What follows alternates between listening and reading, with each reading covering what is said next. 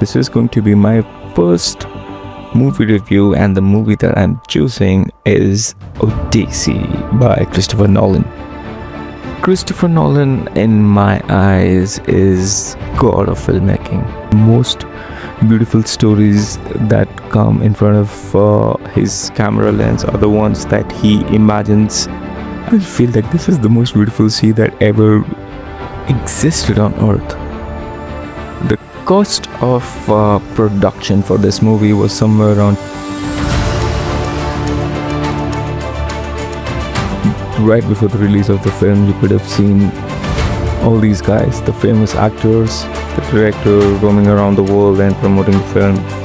Okay, you have to watch it in IMAX 2D, and which is true because the whole film was shot in IMAX cameras. There was more than 30 miles of footage. My best part for me was the islands and the beaches. I hope you like this movie review.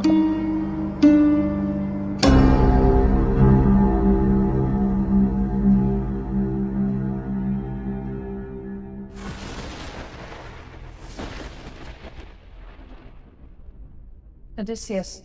Alright, it's 1:30 in the night and I am trying to give my first movie review. I have seen thousands of movies. I have seen so many movies in my life that I cannot even recollect the name of them all, but this is going to be my first movie review. Also, this is the only part that I forget to explain. So far on the channel there are 850 subscribers. I am trying to push through a variety of content on YouTube, but you never know. And as the best YouTuber in the world once said on various occasions, he said, don't stop until you have done 100 videos, and that's what I'm aiming at. So this year, 100 videos. And the movie that I'm choosing is Odyssey by Christopher Nolan. Christopher Nolan, in my eyes, is god of filmmaking. I've been a hardcore fan of Nolan for the longest time that I can remember. He has been my favorite director. I have seen all of his films. All of them are mind-boggling. Every one of them has so much of this thing into it. But Odyssey particularly caught my eye because how can you show history so beautifully? History has been, like, historical films have been like, okay, very challenging for the majority of people. Okay, I've seen Troy. Brad Pitt did an amazing job.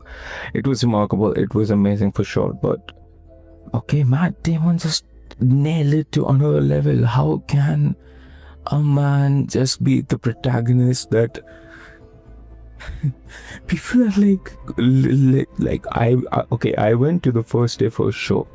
The protagonist was already in motion with the queen trying to, make a prince out of their family, and by the time Prince is growing up, this king decides that, okay, I am not going to rule in this beautiful country wherever he was, which was an amazing palace.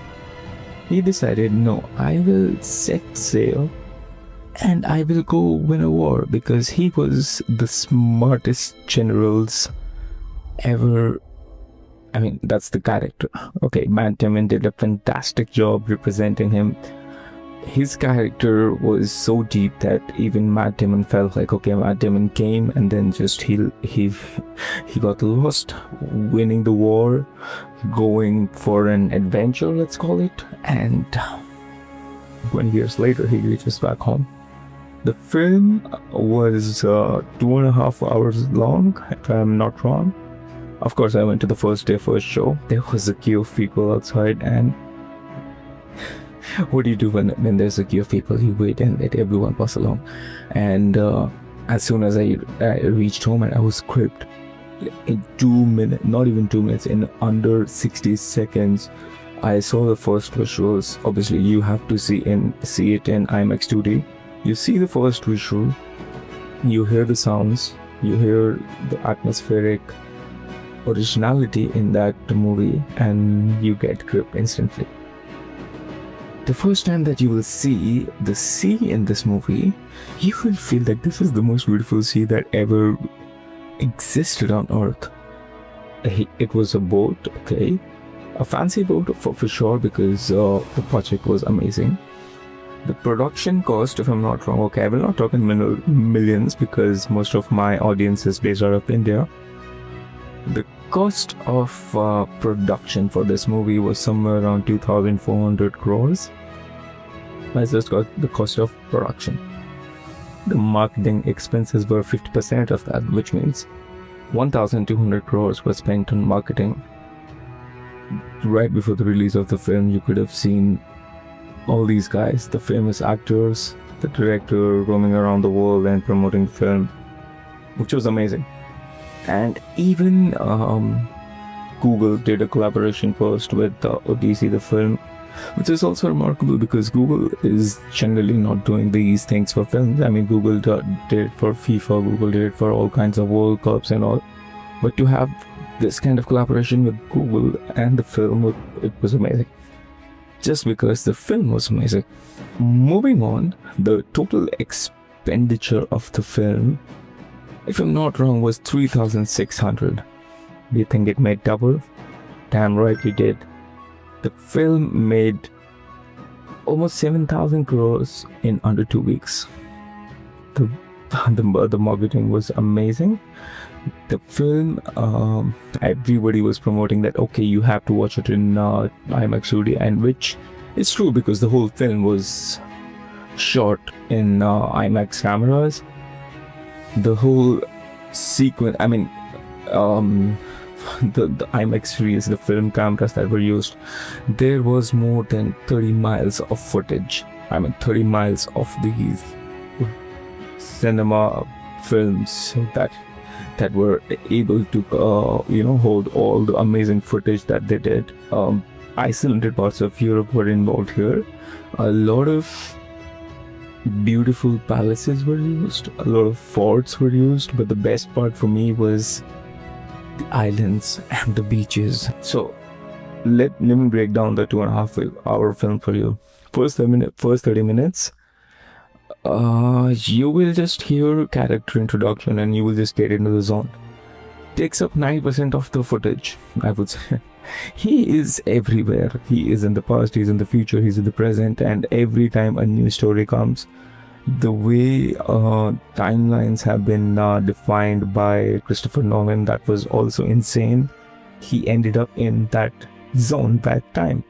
What happened to his journey? So the next 30 minutes, the first 30 minutes is character development. The next 30 minutes is the adventure, when mythical characters start coming up. The first one, as described as Cyclops, was for me it was beautiful. I don't know how he made cheese with those giant fingers, but him just being there, and then after some chaos that happened in that cave, the way he ran behind the gang, it was beautiful to see. But the ones who survived, and once they started running towards the next destination, which was a forest somewhere in Europe again. This forest was full of giants, and I'm not kidding, these giants were real people with 7 feet tall. The director chose not to use VFX at all, even though the Cyclops was a guy made of kind of a giant puppet, let's say. That was also a real, no VFX used there. And the giants, yeah. So 7 feet people chasing around all these people in the boat, the survivors, Matt Damon's. Wow, what a scene. It was incredible. It was hypnotizing almost. And the best part about this scene was that the witch knew everything. She, from my surprise, she gave main character the next direction from where he could find his way back home. after this scene, the next scene in Iceland, they shot on that beautiful twilight, probably a midnight hour sun in Iceland, when this guy is going with a goat to almost a graveyard, and he was trying to give a sacrifice. He was sacrificing these goats that he carried from all the way from his last island to the island directed by Cersei. He went to a place where he sacrificed the goat, and as soon as blood came out of them and he placed that huge bowl, let's say, it was one of the most thrilling scenes of the movie, because this was like the dead are rising from here, Odyssey. and the only like the Brilliant of all okay, my let's say generals. mission 1 passed, mission 2 passed, Would never mission be 3 snared passed, as I was. but mission 3rd gave directions like to us. mission 4th. No. As soon as he reached, he met the dead main character, which was supposed to give him directions for the next let's say mission, and how the dead came in and started drinking that blood. It gave me goosebumps. I was like, wow, no. And these guys ended up being chased by thousands of dead men. All of them running to, because all of them were people that fought with them in the war, and all of them couldn't have a proper burial. So it was crazy. So people of Troy came back, saw that, okay, what the hell is that? And then they started pulling, okay, you've seen that in pictures, but yeah, it was pretty beautiful to see that as well. Nothing VFX here. Thousands of real side actors that were hired for this scene. They all pulled this giant horse back into the city, declared victory overnight. When Troy thought they were successful, these guys came out of the horse and went down the city, having a barbecue. He did not touch it because he knew that if he ate, he will also die. And all the rest of the crew died. Yeah. Somehow when he recollected his memory and he realized that, okay, this is going out of hands now, I know who I am and I need to go back somehow. Athena, the Greek goddess, was his companion, and so she was trying to guide him to go back to his city to find himself.